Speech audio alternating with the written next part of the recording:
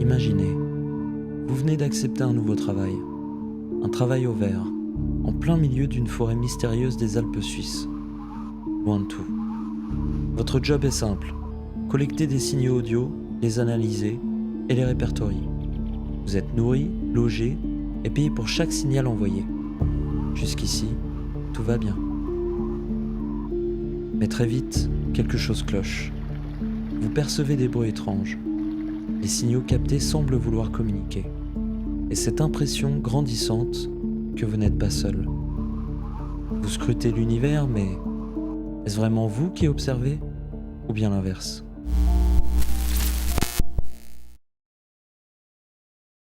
Salut à tous, c'est Antoine. Aujourd'hui, on va découvrir un jeu qui va mettre vos nerfs à rude épreuve. Un jeu qui joue autant avec votre curiosité qu'avec vos angoisses.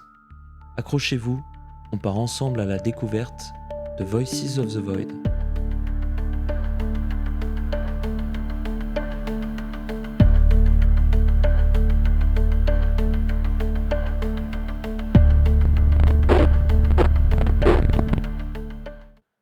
Voices of the Void, l'un des premiers jeux que j'ai fait en stream.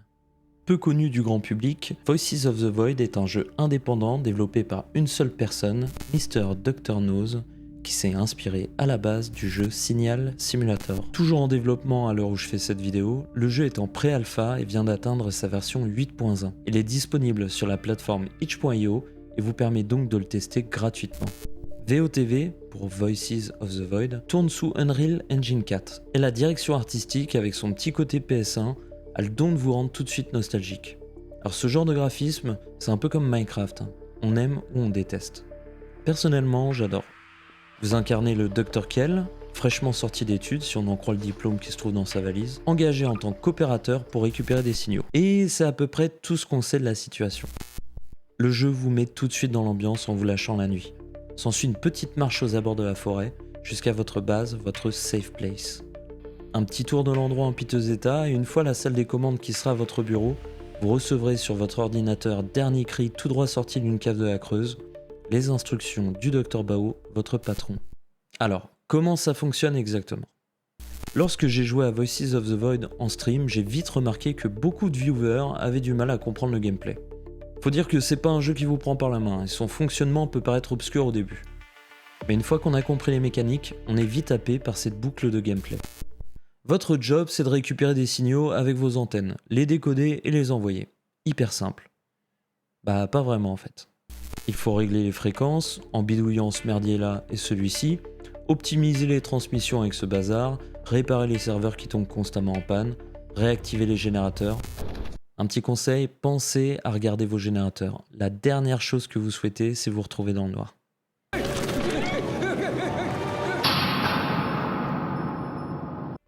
En plus des signaux à envoyer, vous aurez à récupérer un hashcode sur 3 serveurs donnés au hasard par Bao, tout écrire sur un bout de papier sans vous tromper, déchirer la page, la mettre dans la case dans laquelle se trouvent les signaux et tout envoyer via un drone devant votre base avant minuit.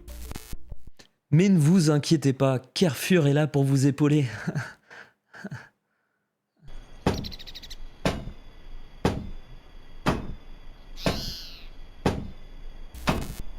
Oui, Carrefour, c'est ce robot chat. Outre son apparence mignonnesque, il vous permet de réparer les serveurs en panne à votre place.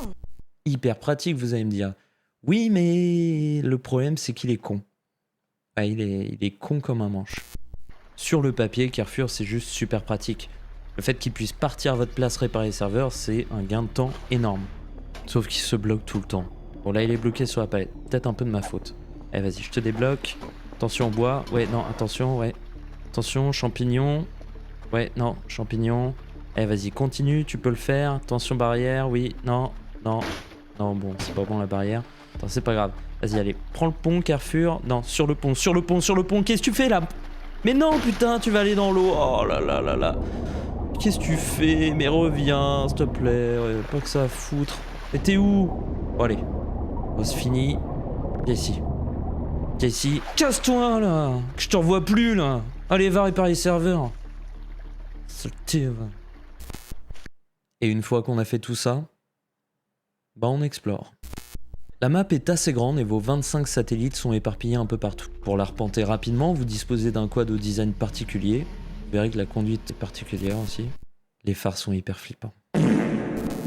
Le jeu est rempli d'easter eggs et de secrets que vous découvrirez en vous baladant, et qui vous en apprendront un peu plus sur l'environnement qui vous entoure et son passé. Vous devez manger, dormir, entretenir la station, garder votre santé mentale intacte, et pour cela, quoi de mieux que dépenser l'ensemble de vos sous durement gagnés en faisant du shopping. Vous avez accès via votre ordinateur dernier cri à une boutique proposant de nombreux objets que vous pouvez vous faire livrer par drone moyennant finance. Vous verrez, certains sont plus utiles que d'autres et il y a étonnamment beaucoup d'éléments pour décorer votre base et la rendre un peu plus accueillante. Mention spéciale pour la télé, beaucoup trouveraient ça comme de l'argent gâché, mais pouvoir se mettre un petit spectacle de bigard en fond quand on analyse des signaux, c'est priceless. C'est le mec qui bouffe le cul d'une pute, elle arrive derrière, il défouraille, lui met un doigt dans le cul et lui mord les couilles. Dernier point, il est également possible de crafter des objets via un établi en récupérant divers matériaux. Alors on n'est pas dans Minecraft, mais vos explorations vous apporteront peut-être des jolis modes d'emploi à essayer. Le jeu comporte un cycle jour-nuit. Vous verrez s'afficher le nombre de jours survécus sur l'ordinateur et des événements arriveront au fil du temps. Et là, on touche au cœur du jeu. Vous entendrez des bruits, vous verrez des choses. Et plus le temps avance, plus ça s'amplifie. Puis bientôt, vous comprendrez que ce n'est pas vous qui jouez au jeu, mais le jeu qui joue avec vous. Car VOTV n'est pas un jeu d'horreur qui vous balance des jumpscares à la chaîne. Le jeu est beaucoup plus vicieux que ça. Il arrive à créer une tension constante. Ça commence par des objets qui bougent dans votre base. Tiens, j'avais pas mis ça comme ça, il me semble. Mais c'est un squelette sur mon siège de bureau ? Puis des bruits de pas, de portes qui s'ouvrent. Le radar qui s'affole avec une varicelle de points rouges indiquant des trucs sur la map. Le jeu joue avec vos nerfs, un petit peu tous les jours. Si bien qu'on se rend bientôt compte que la base que l'on considérait comme notre safe place au début le devient de moins en moins. Et si plutôt que de nous protéger du danger, ce n'était pas l'inverse. Tout vous fait pourtant croire le contraire. Les murs sont épais, les portes ont des verrous. Oui, mais ils doivent pas si bien marcher si des objets se déplacent ou disparaissent dans ma base. Ou alors c'est la faute de Carrefour. C'est toujours la faute de Carrefour. Petit à petit, la paranoïa s'installe. Ils sont là. Ils vous observent. Nique ta mère. Voilà, c'est quand même mieux que le métro. C'est rien, elle a seulement besoin d'utiliser l'ascenseur. Attendez. Mais qui êtes-vous? Je suis Spider-Man, fils de pute. Je ne veux pas vous spoiler l'histoire, car oui, il y en a une. C'est pas juste envoyer les appels téléphoniques d'E.T. à votre patron. Mais il va se passer des dingueries. La base a un passé. Un très lourd passé. J'ai adoré jouer à ce jeu, et pourtant je suis pas un fan des jeux d'horreur. Mais la tension qu'arrive à créer le jeu est exceptionnelle. En conclusion, je ne peux que vous recommander de jouer à ce jeu, en plus il est gratuit. N'hésitez pas à laisser un petit tips au créateur pour le soutenir.